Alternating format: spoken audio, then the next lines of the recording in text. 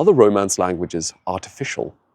That is to say, are they the product of Latin grammarians' attempts to try and constrain and direct the way Neo-Latin was developing? Well, today we've got a fascinating case study to look at, and it's the complex story of how the Latin rounded diphthong au transitioned to o in the Romance languages.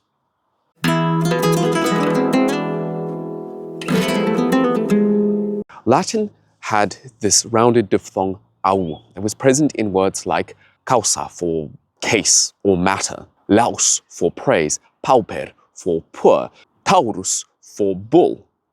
And this particular diphthong is important. We need to focus a lot on its second element. Its first element is a standard a vowel quality, but the high back u quality is rounded. That's why it's actually transcribed differently in the International Phonetic Alphabet. That is to say, we pronounce it as a normal high back u, but we round the lips towards the end.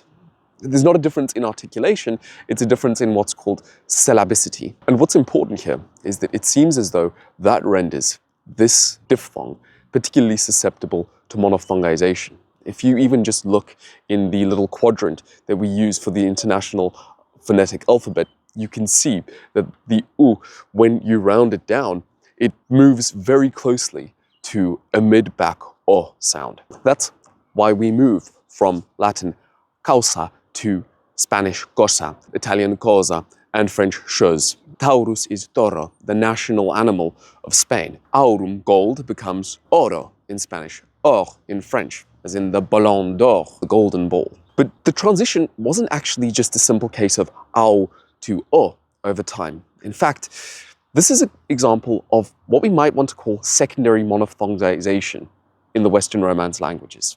To understand the story, we need to look at the Appendix Probi. Now, the Appendix Probi is a Latin text composed in the 4th century by an anonymous grammarian, or perhaps a group of anonymous grammarians. And in the Appendix Probi, the author or authors warn us that when we want to say ear in Latin, we should say auris and not auricula. And this is fascinating because the one they're actually correcting here is Cicero, notorious for his strict, rigid Latinitas. In Cicero's letters to Marcus Quintus, composed in the 1st century BC, so approximately 200 to 300 years before the Appendix Probi, Cicero actually uses the noun auricula.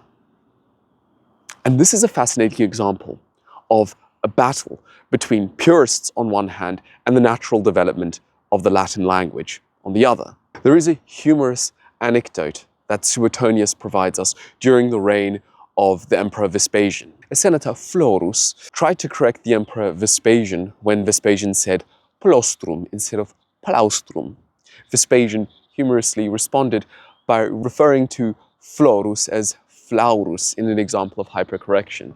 Ramon Menendez Pidal assures us that there was actually a time after the release of the Appendix Probi where the influence of the grammarians actually won the battle for a brief period. Causus, which might have become something like cosa, had returned to being causus again. Paucus, from poco. I want to provide a hypothesis here. Is this perhaps why, in Spanish, for example, even though we have cosa, the verb form is different? When in La vida es sueño, Rosaura says, temor y piedad en mí han causado sus razones. Is she using a form that was reclassicized by late Latin writers? Perhaps that is the case.